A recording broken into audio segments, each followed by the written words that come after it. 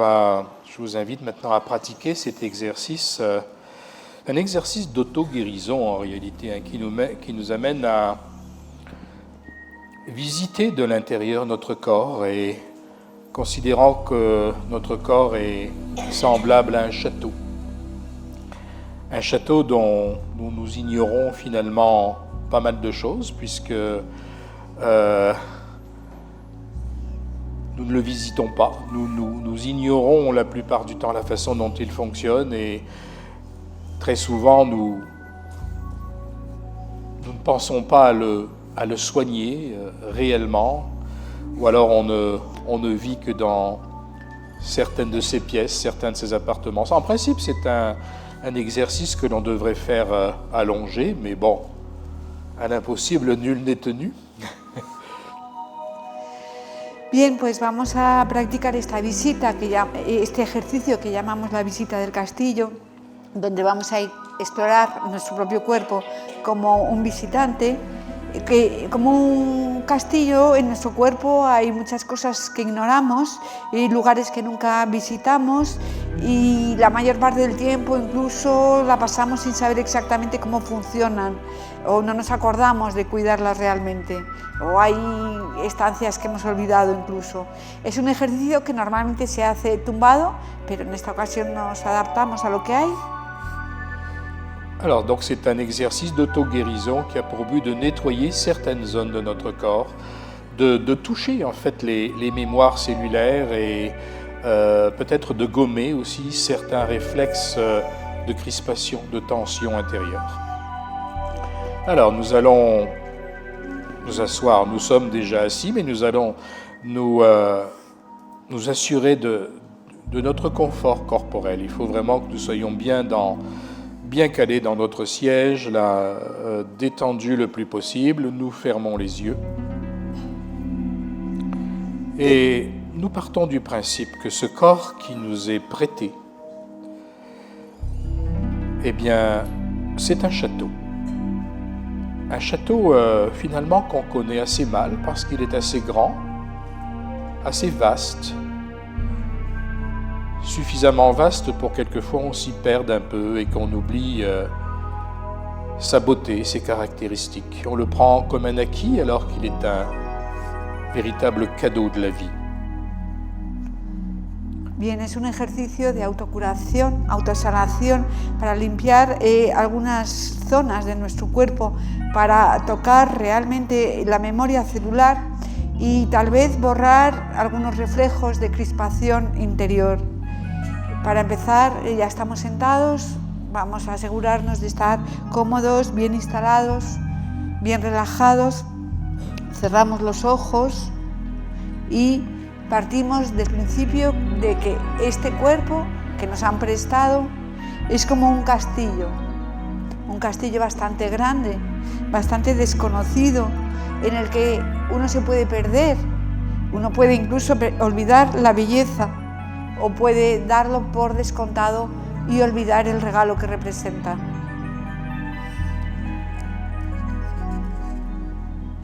Alors, pour commencer notre visite, la visite de notre domaine, eh bien, nous allons partir du centre de notre crâne. Alors, nous plaçons vraiment notre conscience au centre de notre crâne. Para empezar nuestra visita, nos vamos a situar en el centro de nuestra morada. Situamos nuestra conciencia realmente en el centro de nuestra cabeza. Et à vrai dire, c'est pas très difficile de placer notre conscience au niveau de notre crâne, puisque en général, c'est là que nous nous situons toujours, nous nous y trouvons toujours. No nos será difícil situar nuestra conciencia en el centro de nuestra cabeza, porque por lo general es donde pasamos la mayor parte del tiempo.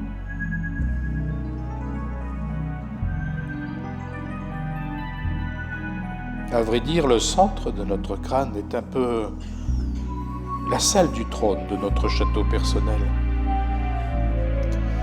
En cierto modo, el centro de la cabeza es como la sala del trono de nuestro castillo personal. comme c'est la salle du trône, eh bien, nous avons tendance à y siéger beaucoup trop en nous imaginant que c'est à partir de là, eh bien, qu'on y voit le plus clair sur l'ensemble de notre domaine.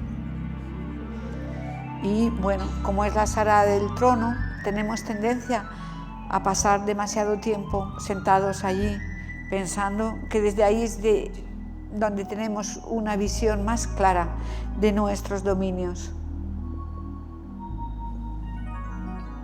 Parce qu'on nous a toujours appris que c'était là que ça se passait. Porque siempre nos dijeron que ahí es donde ocurre todo.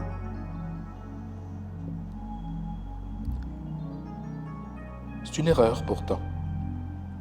Sin embargo, no es así. Néanmoins, nous nous attardons un petit peu sur cette salle du trône. Comment est-ce qu'elle est faite? Elle fonctionne comment? Qu'est-ce que nous avons à notre disposition? Aún así, nos vamos a tomar un tiempo para examinar esa sala del trono, ver cómo está hecha, cómo funciona, qué herramientas tenemos a nuestra disposición. Est-ce qu'il y a tout un tableau de commandes comme sur un ordinateur, ou alors est-ce que c'est une sorte de bureau où nous siégeons avec des papiers épars ici et là? ¿Es como un salpicadero? ¿O es como un ordenador? ¿O es como una mesa de oficina cubierta de papeles?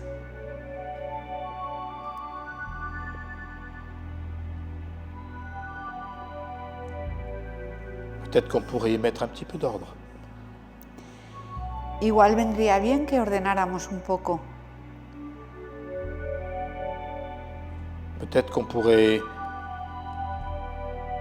en classant nos papiers, voir vraiment quelles sont les priorités pour gérer notre domaine. Igual podemos ordenar los papeles y ver cuáles son las prioridades para administrar nuestros dominios. Est-ce qu'on ne pourrait pas tout simplement se centrer sur une, deux ou trois peut-être priorités, mais pas plus? Quelles sont-elles d'ailleurs, ces priorités? Quizá podríamos centrarnos en 2 o 3 prioridades solamente, pero ¿cuáles son?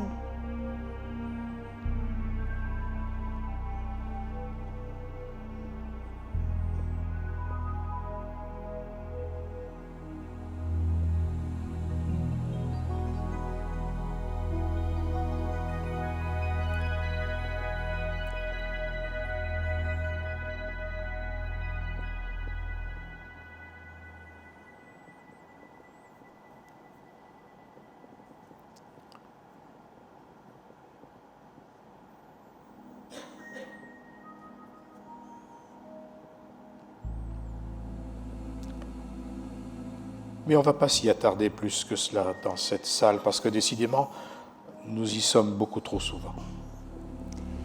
Pero no vamos a quedarnos mucho más tiempo en esa sala, porque está claro que pasamos demasiado tiempo en ella. Alors on va prendre tranquillement une belle, longue et lente inspiration. Así que, tranquilamente, vamos a tomar una inspiración profunda y lenta. Et notre conscience, eh bien, va se lever au-dedans de nous-mêmes. On va quitter notre trône. Y nuestra conciencia dentro de nosotros se va a levantar y va a dejar el trono. On va quitter notre trône un peu rigide et puis on va se diriger intentionnellement, très tranquillement, vers un lieu beaucoup moins souple, beaucoup moins formaté. Vamos a dejar ese trono tan rígido y tranquilamente vamos a ir hacia un espacio mucho menos formateado. Et on va se diriger vers la grande salle des fêtes, là où on célèbre les repas. Mais où est-elle, cette grande salle des fêtes? Eh bien, c'est tout simplement et tout naturellement dans notre cœur.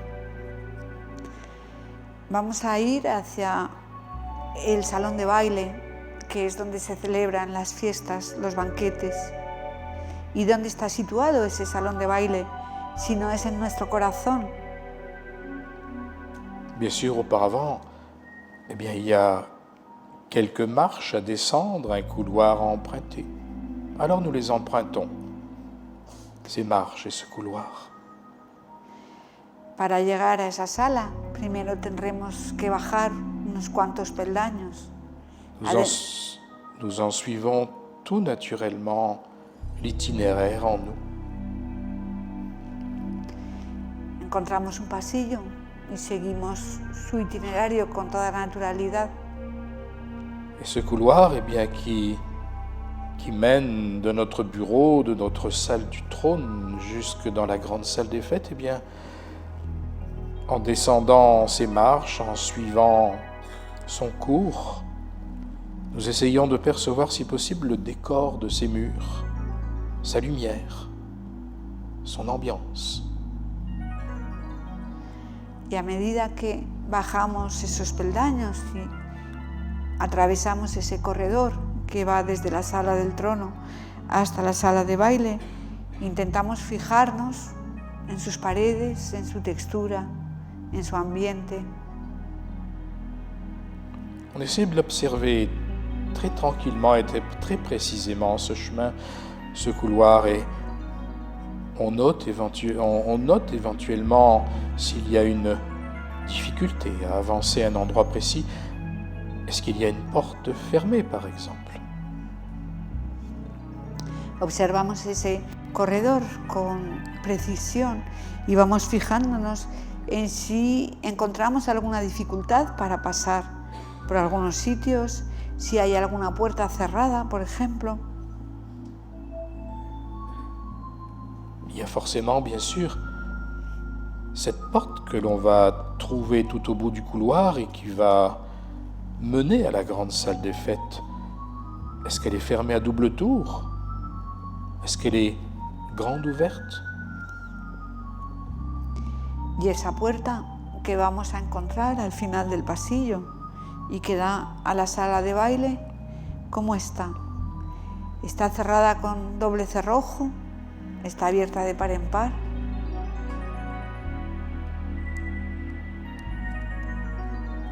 Si elle est fermée, on ne va pas l'enfoncer. On va plutôt essayer de se fondre tranquillement en elle. Si la encontramos cerrada, no vamos a intentar derribarla, sino que nos fundimos tranquilamente en ella.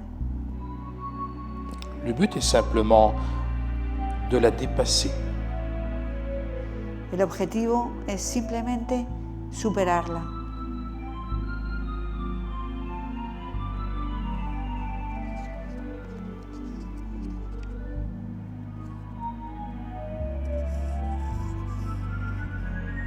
Si c'est trop difficile de se fondre en elle, on n'insiste pas.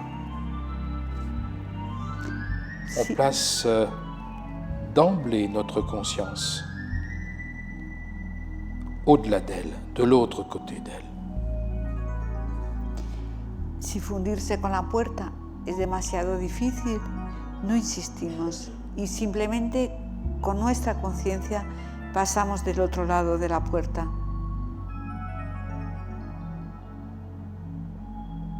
Peut-être qu'au-delà d'elle, nous découvrons maintenant d'autres couloirs. On a l'impression de croiser d'autres couloirs, d'apercevoir d'autres portes à droite, à gauche.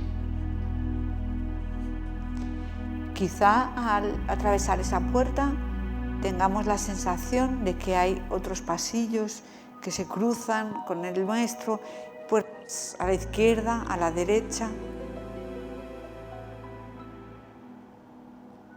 Mais on laisse tomber tout cela, on ne s'en occupe pas. Pero no nos ocupamos de eso, lo dejamos pasar. Ce qu'il nous faut, c'est tout simplement rejoindre la grande salle des fêtes, la salle des repas. Lo que queremos simplemente es llegar al gran salón de baile, a la sala de los banquetes. C'est là où dans les banquets on partage la nourriture, on partage la joie. C'est là où on est généreux et où on est donc heureux. Ahí es donde compartimos la comida, la alegría. Ahí es donde somos generosos y por lo tanto felices.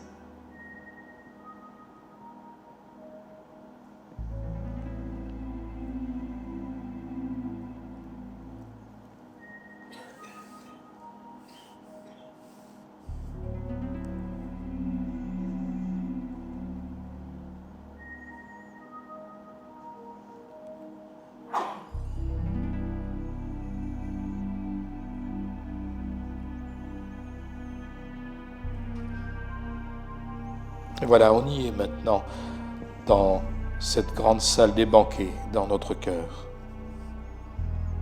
Y ahí estamos, ya hemos llegado a esa sala de banquetes de nuestro corazón.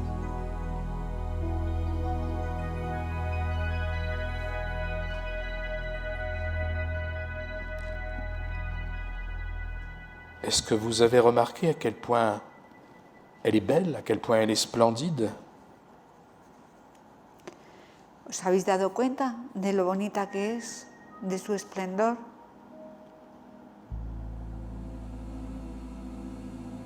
Elle a été faite comme cela, pour l'accueil, pour la beauté, pour la générosité. Se ha hecho para eso, para recibir, para la belleza, para la generosidad.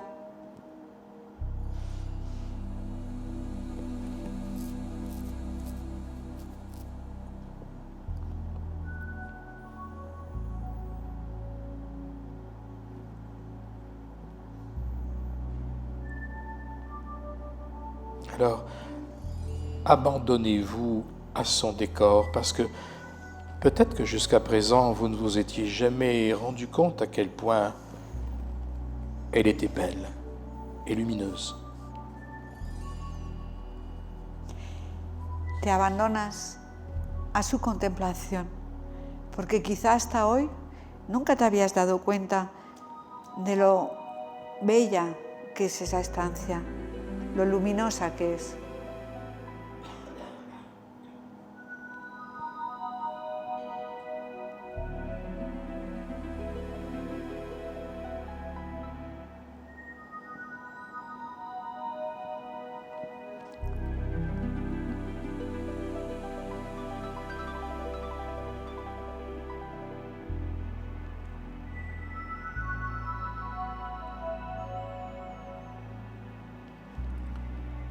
Souvenez-vous qu'un jour, eh bien, vous l'avez bâti à votre goût, selon vos aspirations. Recuerda que un día la construiste a tu gusto, siguiendo tus aspiraciones. Peut-être a-t-elle un plafond très haut, orné d'un superbe lustre. Peut-être y a-t-il des armoiries sur ces murs qui parlent de votre idéal, des cadres aux murs qui représentent les êtres qui vous sont chers. Quizá tenga un techo muy alto, con una araña de cristal. Quizá en sus paredes haya escudos de armas que representan tu ideal. Quizá cuelguen retratos de tus seres queridos. Peut-être aussi est-elle ornée avec de belles photos qui illustrent les plus belles heures de votre vie. Quizá también esté adornada con fotos que ilustran los momentos más felices de tu vida.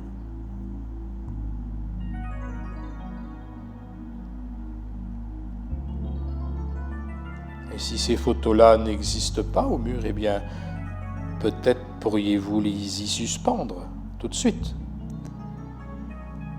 Y si en sus paredes no hay esas fotos de los mejores momentos de tu vida, quizá sea este el momento de colgarlas.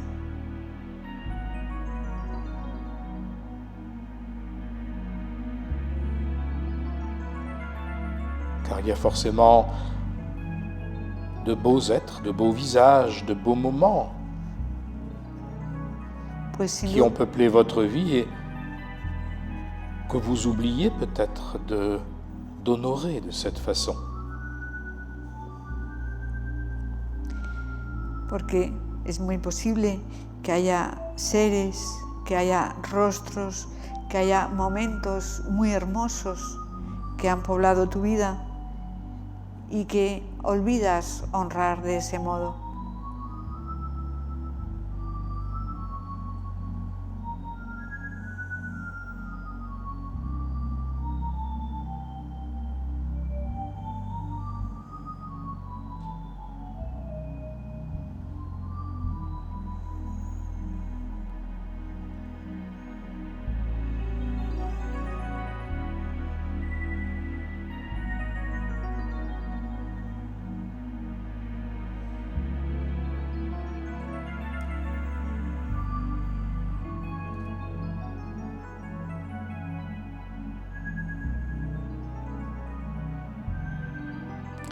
Alors, attardez-vous à tous ces détails et tant mieux si cela fait surgir, si cela fait remonter en vous quelques émotions.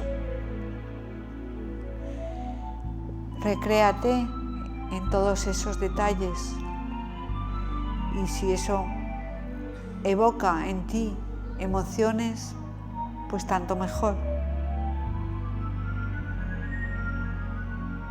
Laissez-les s'exprimer librement, ces quelques émotions qui surgissent. Personne n'est là pour vous juger.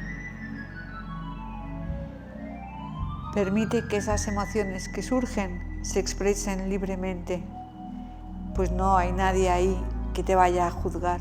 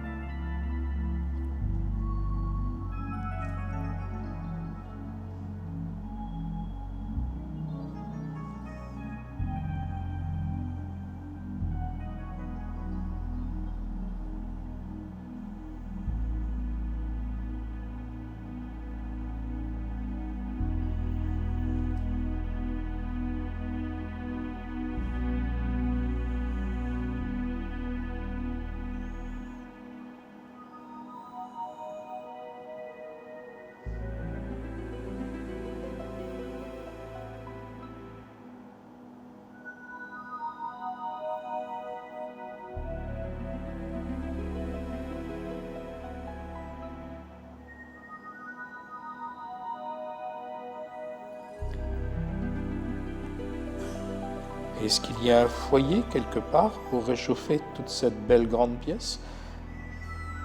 Est-ce que c'est une cheminée? ¿Hay algún fuego encendido para calentar esa estancia tan grande? ¿Acaso una chimenea?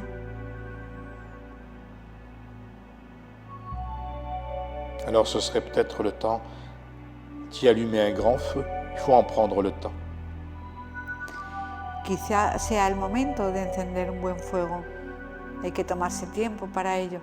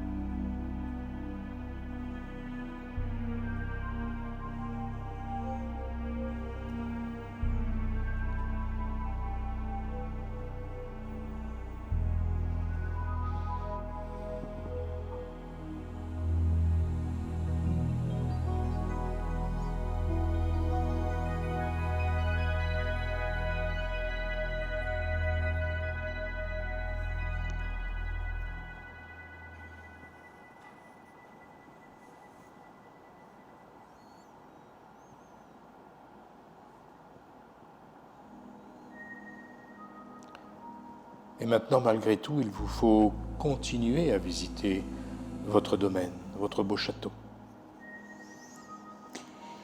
Aunque estás a gusto, tienes que seguir visitando tu morada.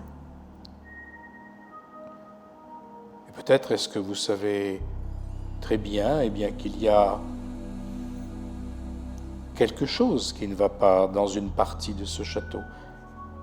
Une zone, une pièce où vous savez qu'il y a un petit problème sans y être jamais vraiment allé voir. Vous le savez, mais c'est flou. Quizá tengas noción de que en alguna de las estancias hay algo que no funciona bien, algún problema. Tienes una idea vaga, pero no has mirado nunca. Ça peut être un couloir, un corridor, ou une pièce où les murs s'effritent, où le chauffage est fermé, où l'eau courante ne parvient pas, ou bien où le soleil ne pénètre jamais parce que les rideaux y sont constamment fermés. Quizás sea un pasillo o una estancia cuyas paredes están descascarillando. Quizá la calefacción no funciona o no llega bien la luz. O las cortinas están siempre cerradas y no puede entrar el sol.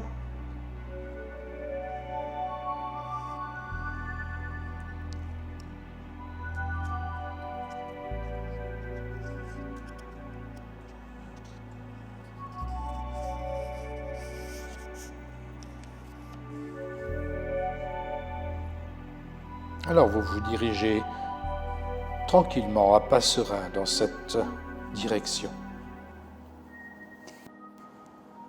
Así que te encaminas tranquilamente, serenamente hacia allí.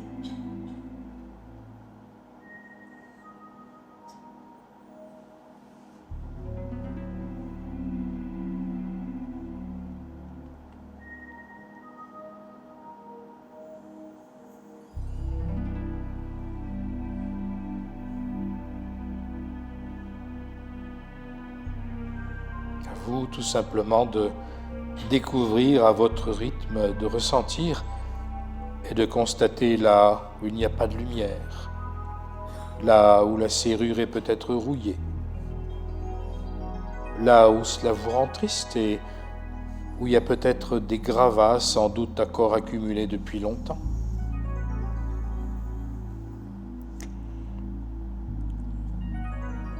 Y intenta sentir donde falta luz, averiguar si hay una cerradura oxidada, una estancia triste, quizá llena de escombros que llevan ahí desde ni se sabe cuándo.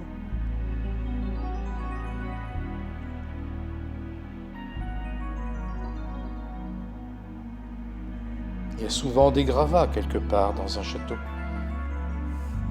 Ça prend de la place, toujours les gravats, c'est les restes des travaux passés. Ça prend la place des vieilles souffrances cristallisées, ça empêche de respirer aussi. Es bastante frecuente que en un castillo haya escombros en algún sitio que ocupan sitio. Son restos de obras pasadas, dolores cristalizados que pueden impedir respirar.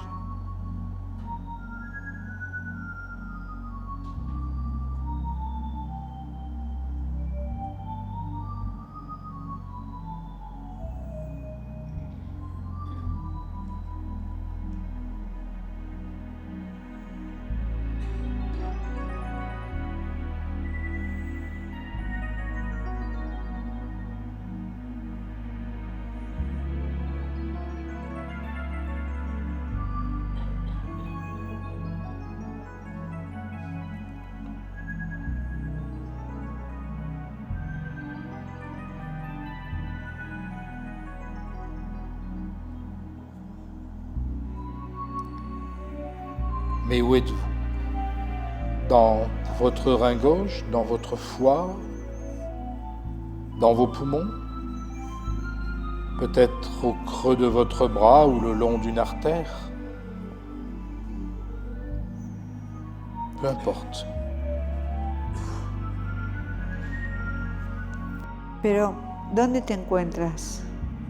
Quizás sea el riñón derecho, el hígado, el pulmón, la corva, una arteria, da igual.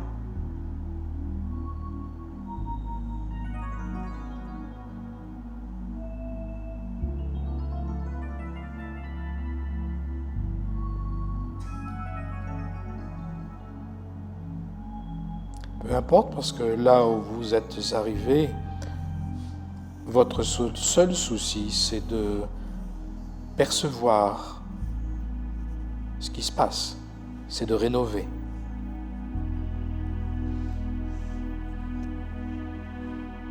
Da un poco igual donde estés, porque tu único afán es comprobar qué pasa y renovar. Alors intérieurement, eh bien, vous allez maintenant rebâtir le décor de la pièce ou de la zone où vous êtes arrivé. Así que interiormente ahora vas a redecorar el interior de la estancia y de la zona donde estás.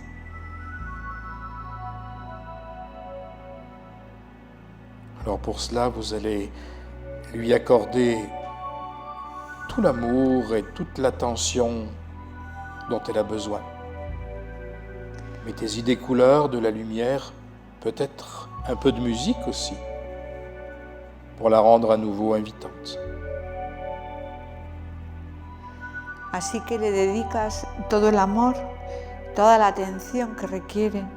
Le pones luz, le pones colores, quizá le pones música para que vuelva a ser acogedora.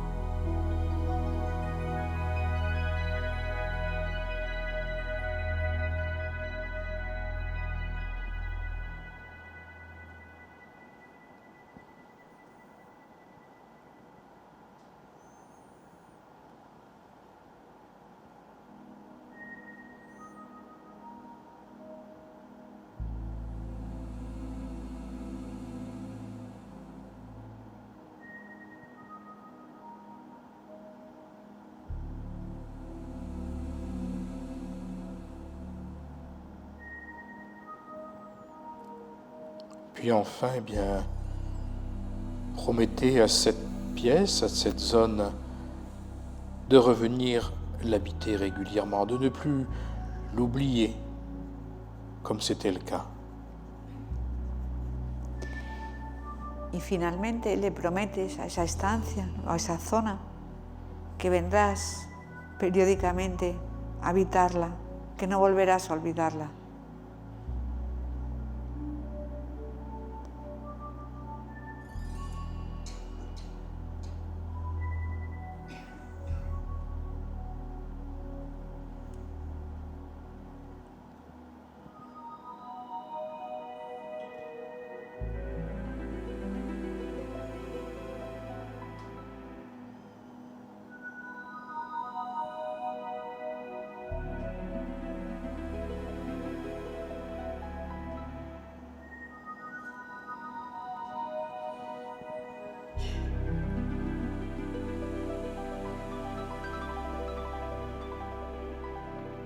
Et voilà, maintenant que c'est fait, eh bien, vous allez retourner très tranquillement dans la grande salle des banquets, par le même couloir ou par les mêmes escaliers. très tranquillement. Y ahora que ya está hecho, te vas a volver muy tranquilamente hacia la sala de baile, por el mismo pasillo y las mismas escaleras.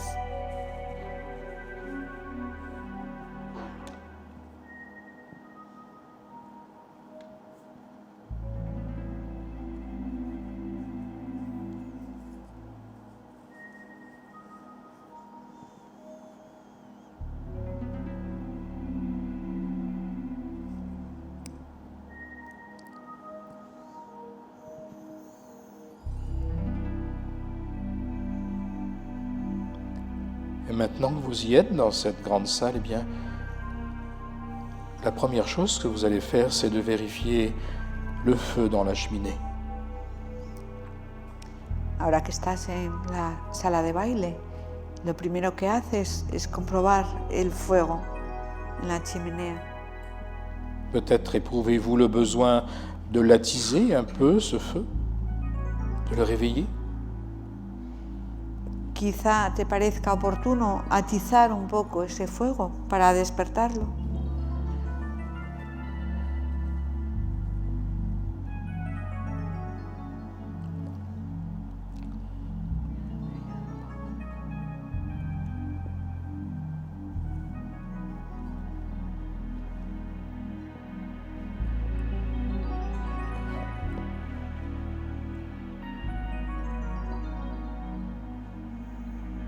Puis regardez, il y a un beau fauteuil qui est placé juste devant.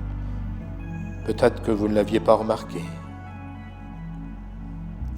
Mira que hay una butaca estupenda colocada delante del fuego y a lo mejor antes no te habías fijado en ella.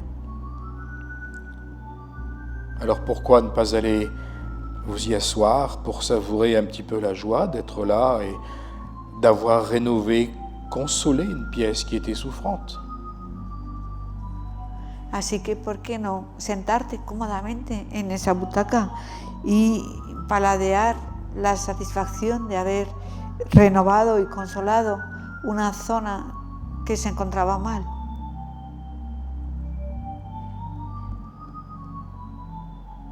Encore une fois, prenez tout votre temps pour cela, pour savourer ce moment.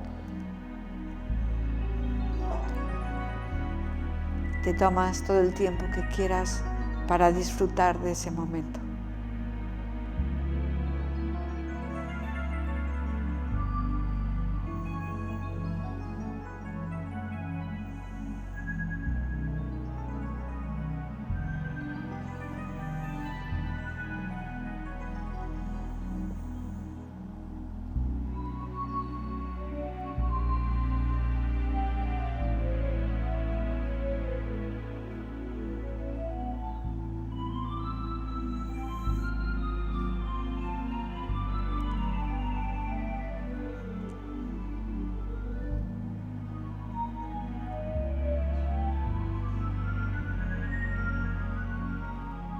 Et libre à vous maintenant, eh bien, d'aller visiter éventuellement une autre partie de votre château. Ahora eres libre de ir a visitar, si quieres, otra zona del castillo. L'important, c'est qu'entre chaque zone visitée, vous retourniez à la grande salle des banquets, à votre cœur. Lo importante es que después de visitar cada estancia, regreses a la gran sala de baile de tu corazón. C'est important parce que c'est là que, en souplesse, comme une caresse, le sceau de la réparation, de la consolation, du pardon s'imprime peu à peu en vous. Es importante regresar cada vez porque ahí es donde suavemente, como una caricia, se va imprimiendo en ti el sello de la reparación, del consuelo, del perdón.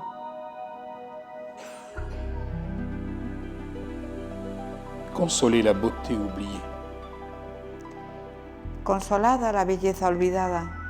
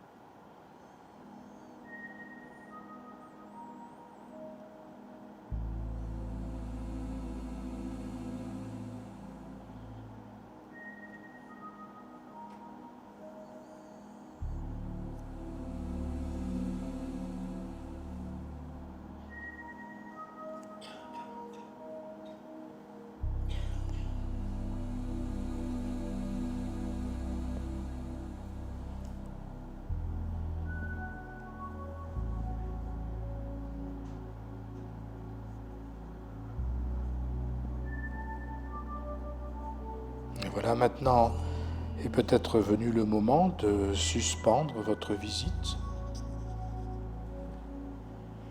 jusqu'à une prochaine fois.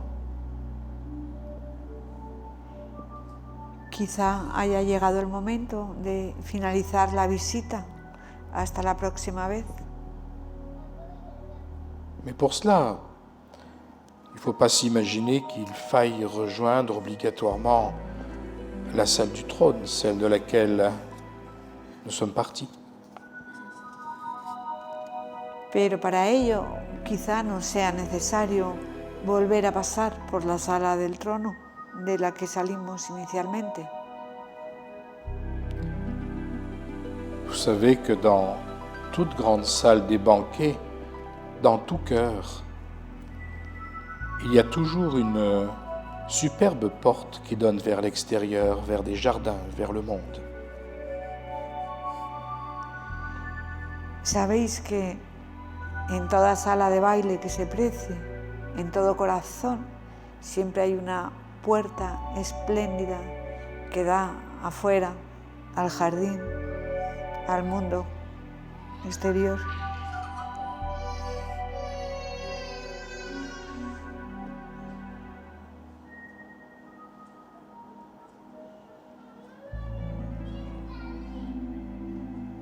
C'est par là que vous allez sortir.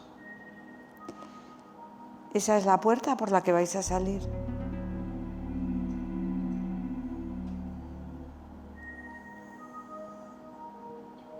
C'est par là que vous allez emporter avec vous tout le bonheur et toute la beauté de ce que vous venez de générer en vous et pour tout ce qui est par répercussion. Y por esa puerta es por la que os vais a llevar toda la dicha y toda la belleza que acabáis de generar dentro de vosotros y por extensión para todos.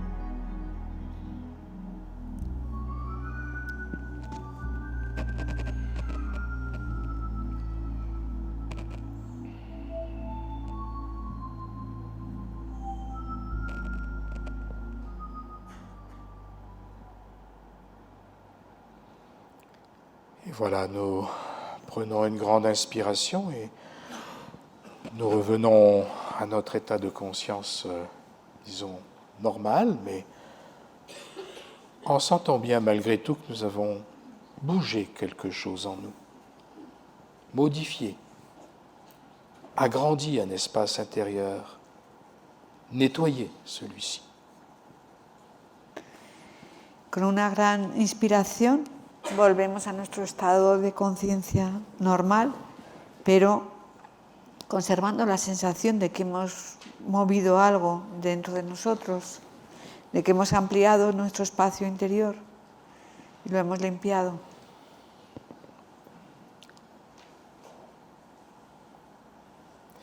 Vous voyez, c'est un exercice qui, à la fois, est tout simple, mais qui, en même temps, peut paraître complexe parce qu'il demande une certaine intériorisation, une certaine capacité de visualisation ou d'abstraction également. Como veis, es un ejercicio muy sencillo, aunque pueda parecer un poco complejo porque requiere bastante interiorización y una capacidad de visualización y de abstracción. Mais c'est un exercice qui, comme tous les véritables exercices qui ont pour fonction de travailler en profondeur, a besoin d'être pratiqué régulièrement. Pero es un ejercicio que, como todos los ejercicios que hacen un verdadero trabajo en profundidad, se tiene que repetir regularmente. Parce que le but, c'est de pouvoir le vivre avec fluidité, de façon à ce que sa fonction, je dirais, nettoyante, soit réellement effective, de façon à ce que toutes les mémoires cellulaires qui sont rattachées quelquefois d'une façon un peu pesante à certaines parties de notre corps, à certains organes, se nettoient tranquillement. Pero el objetivo es vivirlo con fluidez, de tal manera que pueda ejercitar eficazmente su función limpiadora de las memorias celulares que pueden estar vinculadas a algunas partes de nuestro cuerpo, a algunos órganos, y conseguirlas limpiar. Parce qu'en réalité, il y a toujours des zones de nous-mêmes auxquelles nous ne pensons pas, que nous oublions complètement, quelquefois que nous méprisons aussi, parce qu'on ne les estime pas dignes d'intérêt, parce que notre éducation nous a dit qu'elles n'étaient pas forcément très nobles, très propres. Porque casi siempre existen en nosotros algunas zonas en las que rara vez pensamos o que olvidamos por completo, o que nuestra educación nos ha enseñado a considerar pues, que no son dignas de interés o que no son limpias o nobles. Alors qu'en réalité, il n'en est rien. Tout est digne d'intérêt dans un corps humain comme dans un temple. Y en realidad no es así, porque en un cuerpo humano todo es digno de interés, igual que en un templo. Et parce qu'on doit bien prendre conscience que si l'on veut grandir intérieurement, eh bien cet outil qui est donné à notre personnalité, et que le corps, eh bien, est digne d'intérêt dans ses moindres structures. Porque además tenemos que tener conciencia de que si queremos hacer un trabajo de crecimiento interior, tenemos esa herramienta que nos ha sido dada a nuestra personalidad, que es un cuerpo, y ese cuerpo es digno de interés hasta en sus partes más pequeñas.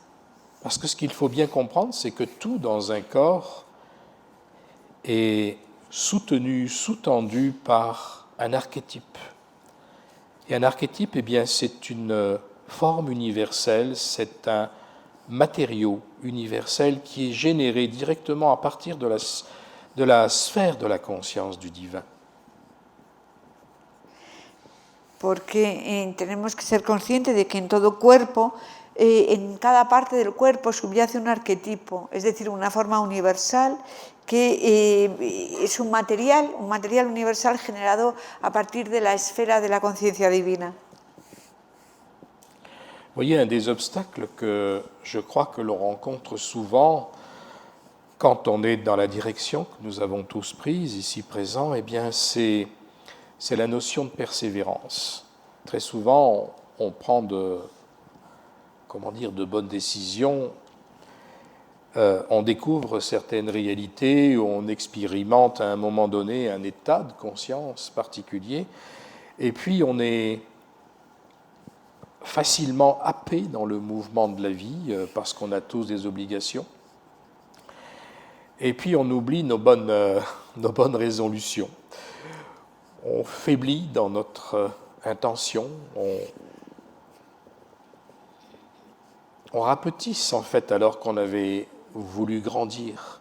Et c'est ça l'un de nos principaux handicaps, je crois, en tant qu'être humain incarné, c'est très souvent le manque de persévérance, la banalisation de nos découvertes intérieures et des plus beaux moments de notre vie. Alors c'est là-dessus qu'il faut beaucoup travailler aussi. Qu'est-ce que je veux en réalité et quels sont les moyens que je veux mettre à ma disposition?